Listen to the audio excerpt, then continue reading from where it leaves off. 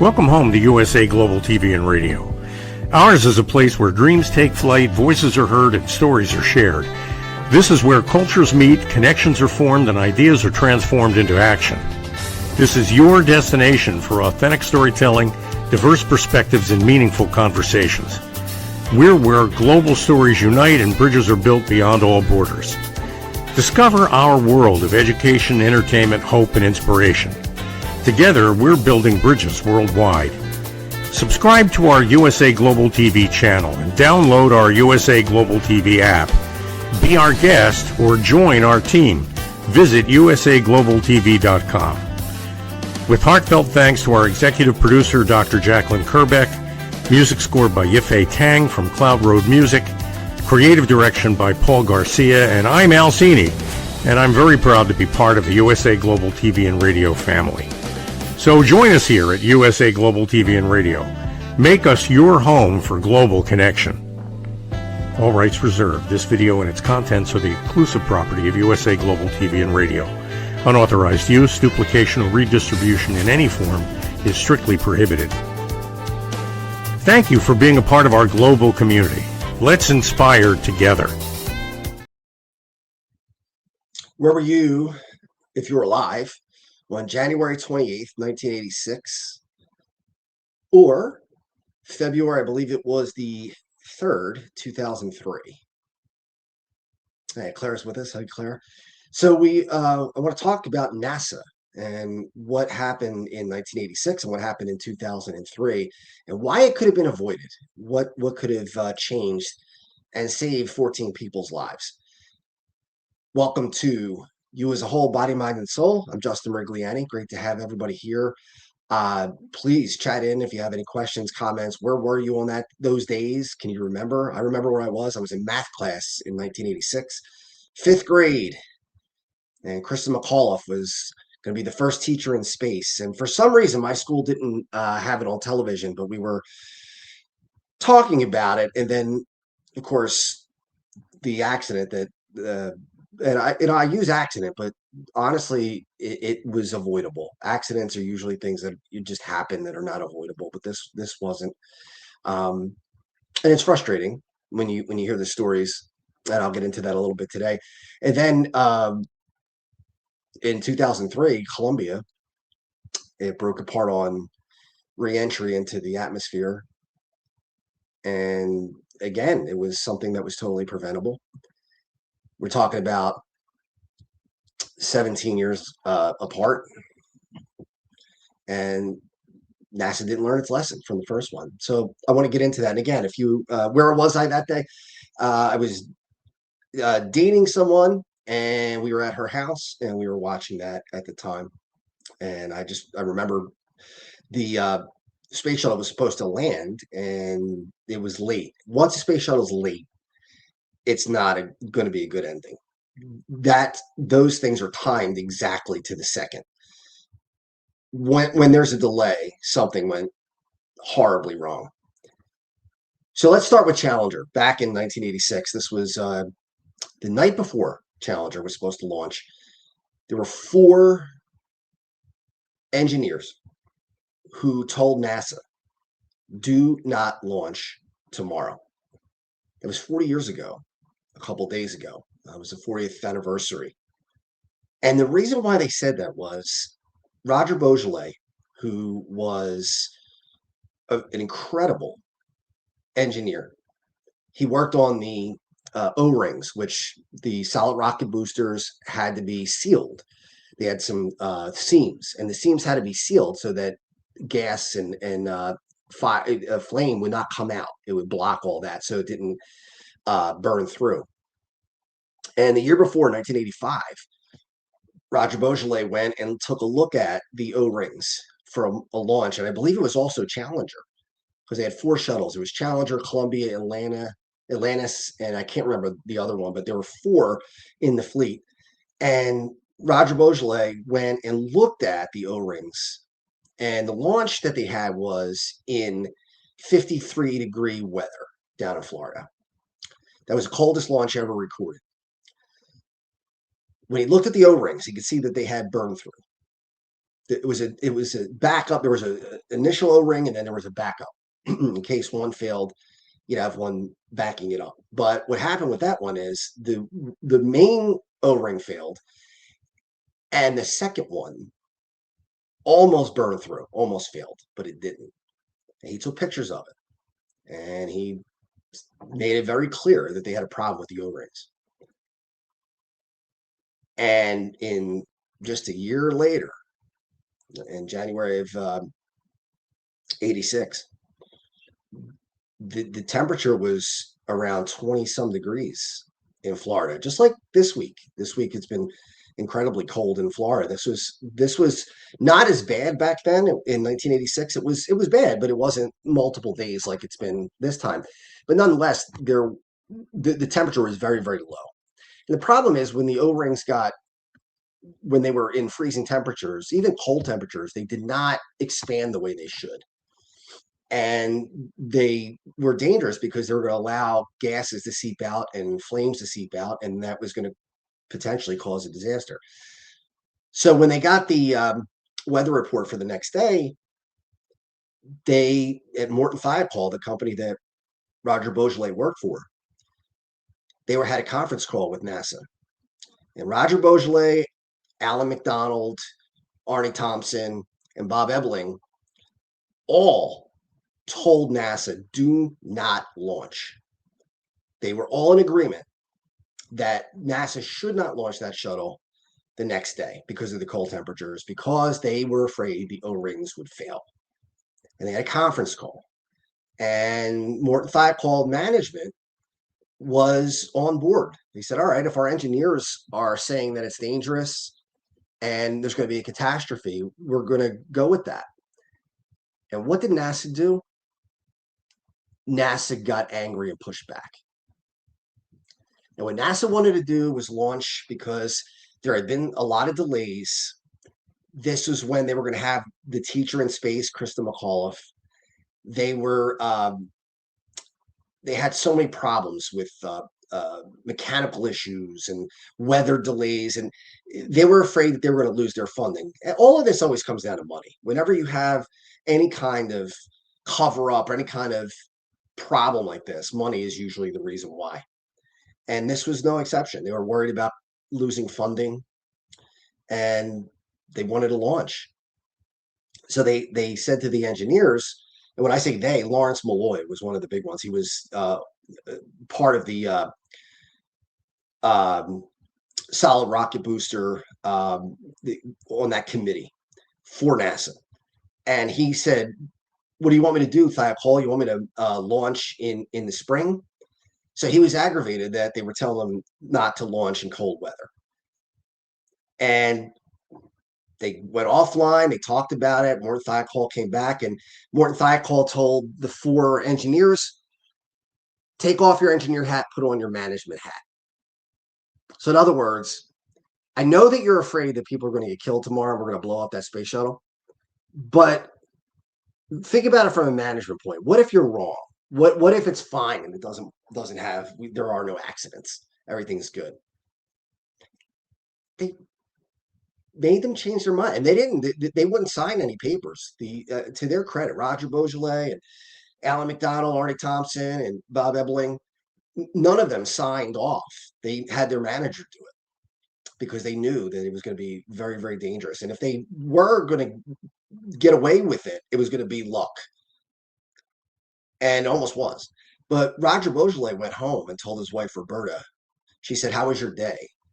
And Roger said, great, except we're going to kill 7 astronauts tomorrow. That's how sure he was that there was going to be a disaster the next day. But NASA refused to listen to the experts.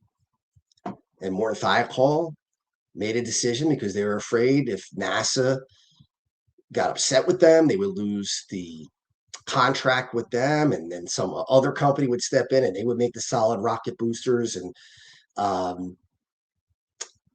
it just came down to dollars and cents. And of course, we know what happened. Well, maybe some people don't know what happened. I mean, of course, most of us, if you were alive, you remember it, and if you weren't, you probably have heard of it. But Space Shuttle Challenger did not explode; it actually disintegrated because of an explosion.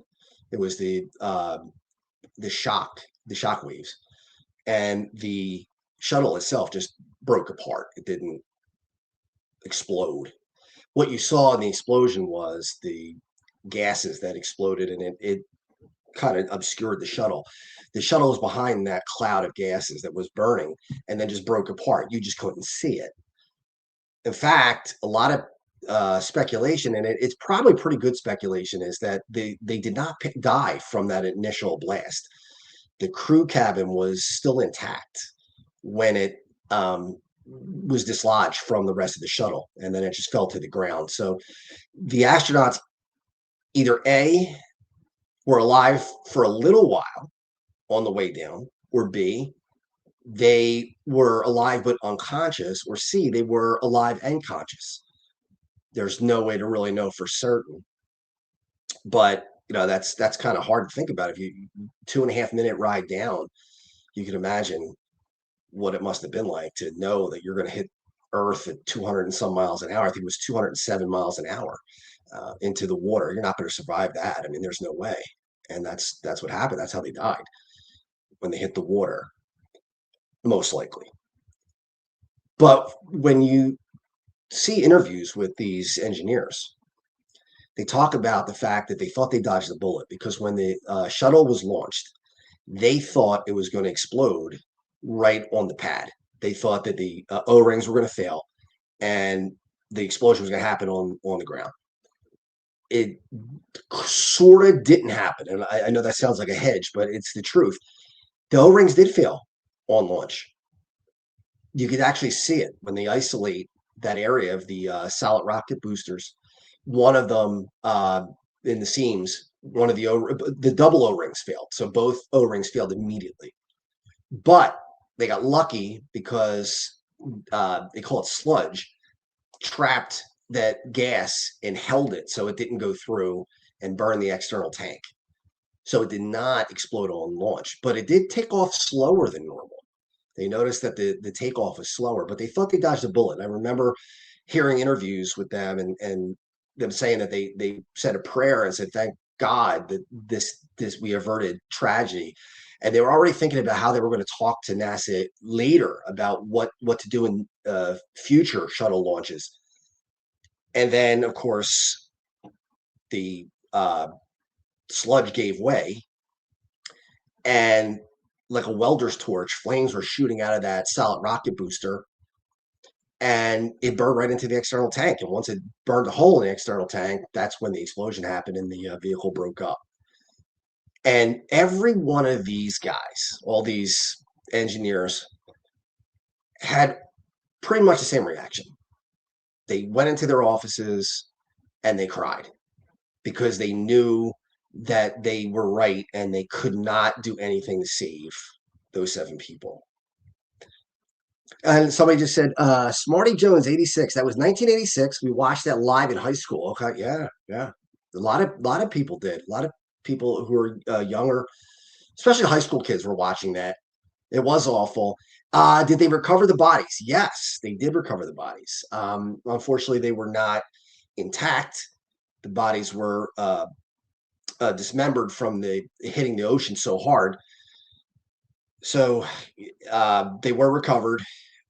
Most of them were fully recovered. Some of them were not.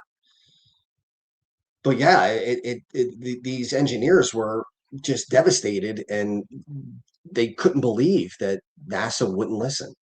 And that's why I created a title, How Hubris and Disregard Led to the Two Tragedies. Because I'll tell you about Columbia after this. NASA didn't listen to the experts. These guys were the experts. They were the engineers who created the solid rocket boosters. They were the ones who knew what the O-rings were and why they were there and how they worked. And NASA didn't want to hear it. NASA wanted to launch the shuttle because it would look bad. The optics wouldn't be good. We have to delay again. We're going to lose our funding. we're not going to be able to keep this going. The country's going to give up on us. The government is not going to want to keep pumping money into it if we don't get things done. For what? Now, even if you didn't care about the 7 astronauts, even if you were NASA and you're like, well, we have a bunch of astronauts, which obviously is horrible thinking, but if they were thinking that way, why would they risk a $1.2 billion, that's 1986 dollars, $1.2 billion space shuttle? For what? You can't wait a couple days? You think Florida is going to stay 30 degrees for weeks? It's going to be another week, another couple days. It's going to warm up. Why not just wait? They had a rush, and it led to, most importantly, 7 people dying. And then secondly, the loss of that humongously expensive machine. And that was a quarter of their fleet. 4 shuttles, now you're down to 3. That's a pretty big hit. But it was just the arrogance, hubris, not wanting to listen, which led to this, which it was completely avoidable. It was completely avoidable, but they did not take into consideration how dangerous it was when they were told by the people who knew better. And then afterwards, they try to cover it up. The Rogers Commission is what it was called, where I can't remember his first name, but his last name was Rogers. He had the commission to find out what happened in the accident. And it turns out that there was just a complete lack of regard for personal safety, for the chain of communication was terrible. So trying to get messages up through the channels through NASA was just awful. And they found that they were wrong. Now, Lawrence Malloy tried to play it off that, he didn't think it was going to be a problem. And, Morton Thiokol changed their mind. Morton Thiokol's management changed their mind. That's different than the engineers changing their mind. When they tell you, take off your engineer hat and put on your management hat, what they're saying is, make the customer happy no matter what. Even if it's going to cost 7 people their lives, we got to take a chance on that, because otherwise we could be out. And that's where it was. And for a lot of those guys, especially Roger Beaujolais, who I never got to meet Roger, but I know his brother Rick. Rick Beaujolais is a great guy. That's a great family. But Roger Beaujolais' life was really, really ruined after that. All of them were really treated horribly by Morton Thiokol. They were taken off of their projects, and they were given smaller jobs that they should never have been in. That were jobs that they were way, way more qualified to do other things. They gave them some minor jobs, and really what they wanted to do was quit. That's ultimately was the goal, is to get them out. And they went through a lot, Roger especially. I don't know the other guys, but through Rick, I know Roger went through a tremendous amount. He went through a nervous breakdown, severe depression. His wife Roberta, same thing. She went through it as well. His kids, Darlene and Norma, had to go through that too. And it was tough. And then if you hear interviews with the astronauts' families, they had to deal with the fact that NASA did not put the welfare of their family members above prestige, above money. So this is again where, why don't we listen to the experts? Why don't we take a step back? If many people who are experts are telling you something, maybe it's time to listen. Now, NASA said they learned their lesson in 1986. They didn't launch another shuttle until 1988, I believe. So they were down for a little over 2 years, and they finally launched a shuttle. And they kept launching shuttles. And pretty soon they were getting to the point where the shuttle was no longer cost effective. They were going to create newer rockets with more technology, better technology. because the shuttles were actually built in the late 70s. So the technology was changing. In 2003, one of the last flights of the shuttles was Space Shuttle Columbia. And Columbia was probably, I think at the time, the most used. It was the workhorse of the fleet. Challenger had been before this. Columbia became the workhorse of the fleet. One thing that they were concerned about was the foam insulation that protected against the wings being hit by anything. There was foam around the wings, and when the space shuttle took off, they were noticing that the foam would break off, and many times it just missed the shuttle itself. And because it missed the shuttle itself, it became normalized that was a risk worth taking. They normalized the risk. They said, well, you know what? We've had this happen before. It did not cause a big problem, so it probably won't again or ever, because it hadn't at all. Well, in 2003, when Columbia took off in February of 2003, or maybe late January, the foam came off and it hit the wing. And little did they know at the time, but it put a big hole in the wing. Now, the shuttle launched and made it up into space through the atmosphere up into space, and really the orbiting around space was fine. The shuttle wasn't having any problems that they noticed. But on the ground, what the astronauts didn't know was that Sean O'Keefe, who was the head of NASA at the time, and Linda Ham, who I can't remember what her title was, but I just remember her being involved. Linda Ham actually spoke to the crew and told them everything's fine. Just want you to know, they sent him an email. At that time, we had email. In 1986, we didn't with Challenger, but Columbia had email in 2003, and they sent an email to Rick Husband, who was the captain, and they said, look, when you calm down, there's probably going to be talk about we got a message here.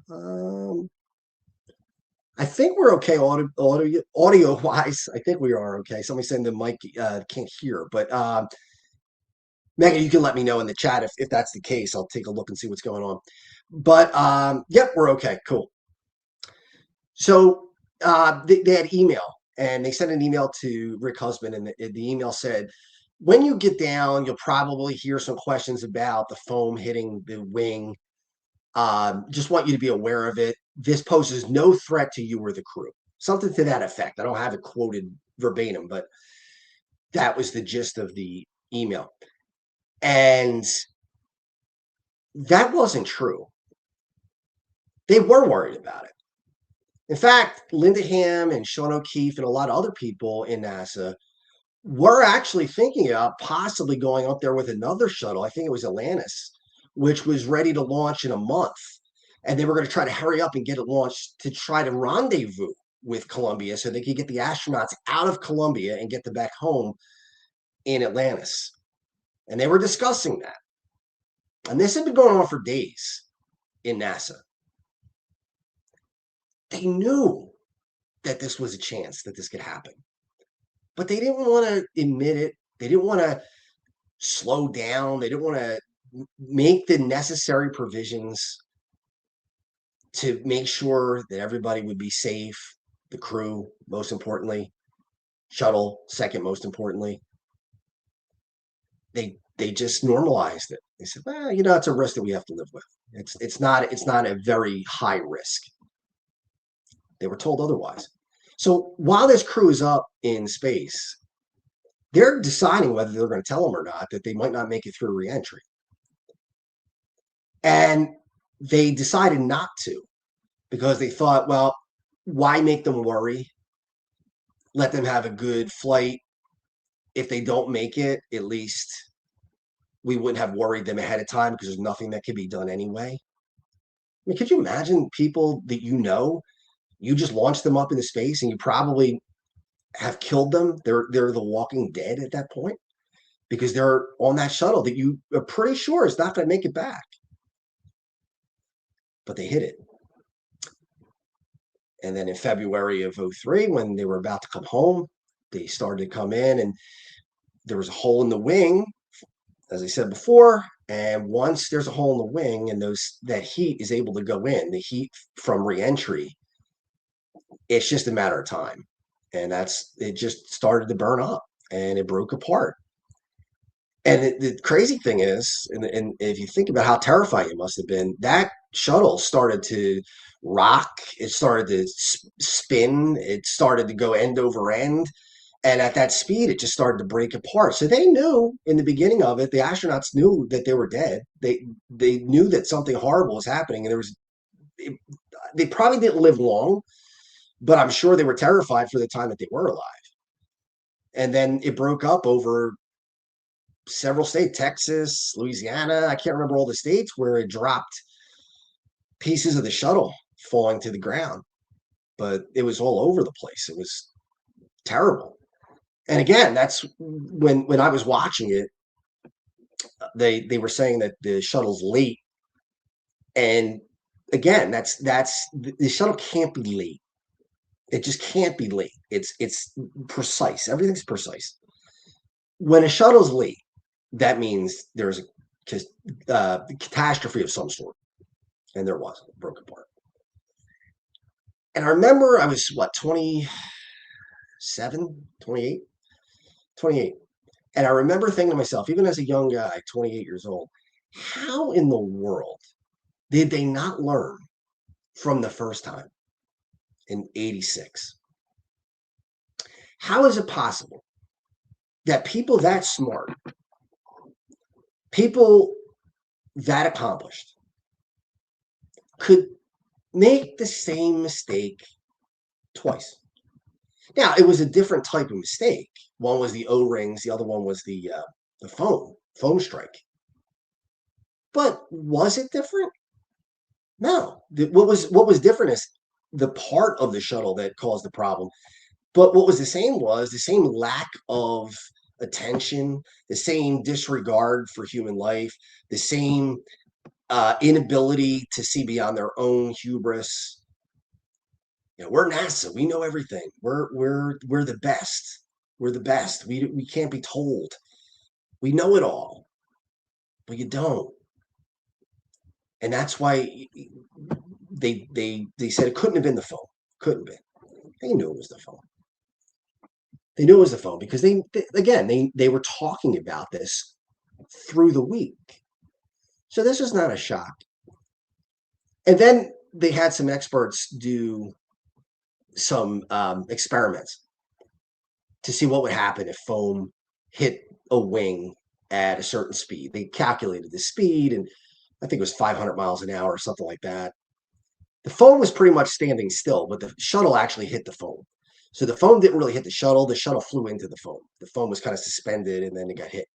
So the speed was very high. So they did an experiment where they fired an air gun with foam at a wing, and it blew a hole in it. And they looked at the hole and they said, "Well, there it is. There's your answer. That's exactly what happened." It's just frustrating to me that people who know better are disregarded because other people think, well, I know better than them. One of the things I always say to people is trust the experts. That's why they're the experts. When I have an illness, when I had ulcerative colitis and had to have surgery, I didn't want to hear it that I needed surgery. Nobody wants to hear that. Nobody says, wow, this is going to be awesome. But I knew better than to say to a doctor, no, I'm sorry, I think you're wrong. Why? Because I'm not an expert. The doctor was the expert. And the doctor said you need surgery or you stand the chance of dying, having colon cancer. So I had the surgery. And that's NASA just didn't get the memo on that. That when experts tell you something, sometimes you have to swallow your pride, and maybe it's not what you want to hear, but you got to listen anyway. And they did it twice because they were warned about the phone strikes.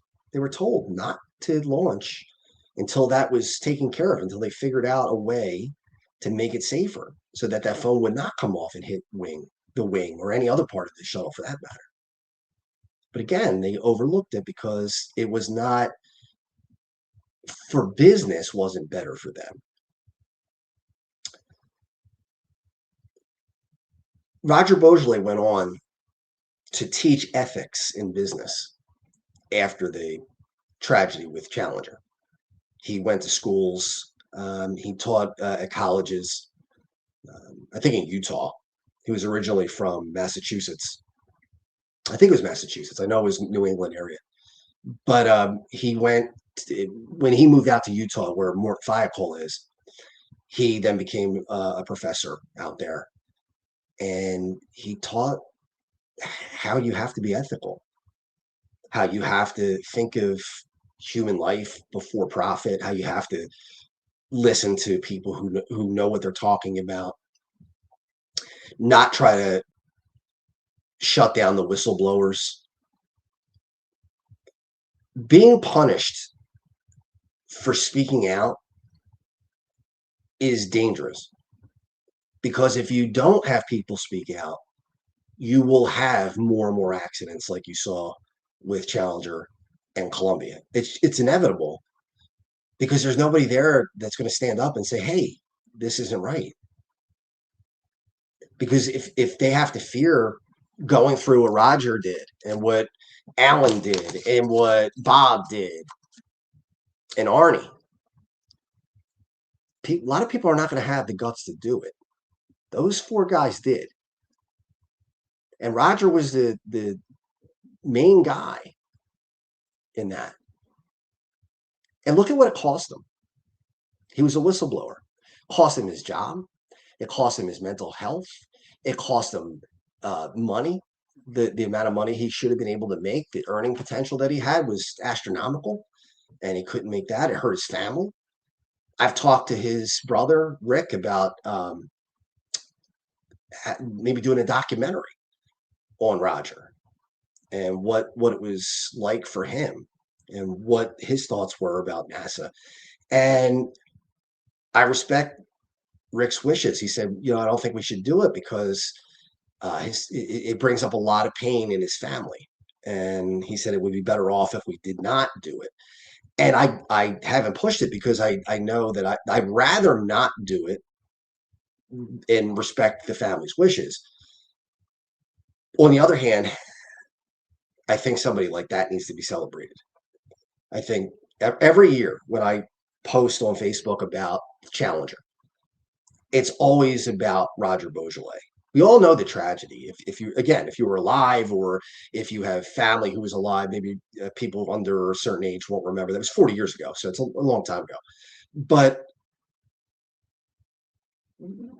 the story of Roger Boisjoly is one that is kind of buried. Even 60 Minutes did a report about Challenger, and they interviewed Roger, but they interviewed him. They aired maybe a couple of minutes, maybe 2 minutes of the interview. They followed him around for days. They were at his house, and 60 Minutes did not play much of his interview, very, very little, which is a shame because there was a lot to be learned there. In fact, I talked to Rick. We were going to meet in New York and go to CBS to see if we could get the raw footage from that 60 Minutes episode.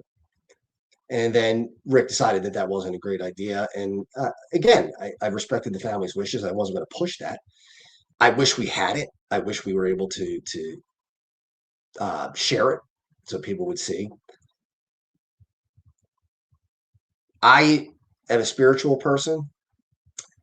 And I wrote this past January 28th that I really think, as upset as Roger was, and as much as he suffered because he tried to do the right thing. I really believe that when Roger passed away and he went up to heaven, I believe there were seven people standing there in their astronaut uniforms, their astronaut suits, just clapping to welcome him into heaven. And I think that's where he found his peace. I hope anyway. That's what I hope. And I really believe that. I think that those astronauts know what he did and what he tried to do to save their lives. And it didn't go um, unrecognized. NASA didn't recognize it, but the people who should have been saved recognized it. I believe. Now that could just be wishful thinking on my part, but that's what I believe. I just hope that people learn to do the right thing, even when it's not the easiest thing to do. And I've had that in my life too. My father has done several things, and my mother. They've done several things where it wasn't the easiest thing to do to just go along with the rest of the group and kind of pretend like everything's okay, but actually stand up and say, "Nah, you know what? This isn't right. I'm not going to allow this, or at least I'm not going to be a part of it." And that's what these four guys did. And Roger was the leader of it. They said, "No, this is not right." And then you have the people who are all totally the opposite. Lawrence Malloy, who, when do you want me to launch? It's in the spring. They're trying to be intimidating, trying to flex muscle so that other people will be afraid to stand up. Or Linda Ham with Columbia, just tell them, "Yeah, you're fine. Don't worry about it. Everything's fine." And then meanwhile, they're having conversations on the ground about how we're going to get them down. Well, then you know they're not fine. It's just again frustrating to see that. I hope everybody learns from this. It's easy to do something when there are no repercussions. It's so hard to do it when there are repercussions. So I think it's Dr. Jacqueline. Recently, I was sharing with senior level executives that a tragedy occurred in a remote location of a publicly traded company. People died at work. I was called out by one of the executives who asked, "Do you think the CEO cares?" This is exactly what I'm talking about. Exactly what I'm talking about. No. Do I think the CEO cares? Maybe some do, but I think for the most part, no. I think they don't. I think stakeholders, same thing. Stakeholders, stockholders, if they're making money, then people are expendable in their eyes. I don't agree with that, but that's the way it is. If it's ever a choice between do the right thing or make the most money, make the most money is going to win probably 95% of the time, if not more. That's not a scientific poll, but from experience, I can tell you that that's probably pretty close. Another one I could think of was there was a company who made hot tubs, and all they had to do to keep it safer was have a 5-cent screw that would keep people from, and this little guard that would keep people from, especially women and girls, getting their hair stuck in it and sucked under.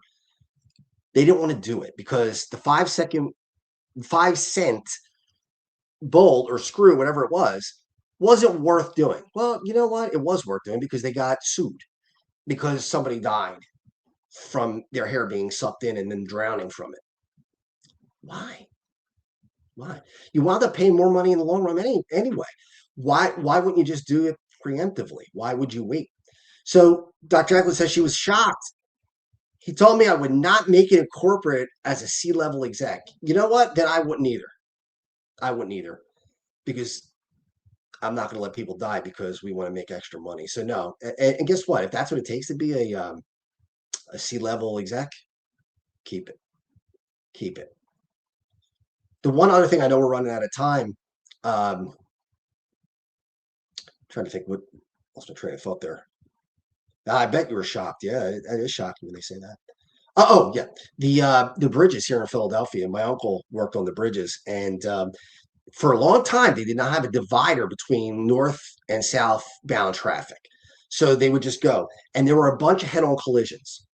Now, the reason why they didn't put in a barrier between them after tons and tons of accidents was very simple.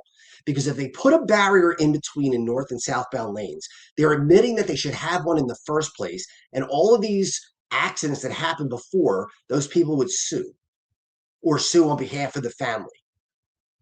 That is why they didn't put in a barrier. So more people had to die because they didn't want to get sued. My uncle thought it was wrong. It was wrong. So as I wrap up, all I'm saying is I'm not trying to bash NASA, although they deserve a little bit of bashing. But you got it. Ethics have got to be greater than profit. It has to be. If it's not, we wind up with a really, really dangerous situation. All right, everybody. I want to thank you for watching today, and look forward to seeing you next week at the same time. Have a great week. Get ready to wear the brand that's changing the world of media. Introducing the official USA Global TV and Radio online store. From our TV show hosts to our incredible global guests, you asked, we delivered. Rep your appearance with pride. Whether you've been on air, hosted a show, or tuned in, we have something just for you. Visit us at usaglobaltvradioshoп.myspreadshop.com and start shopping today. Check back frequently.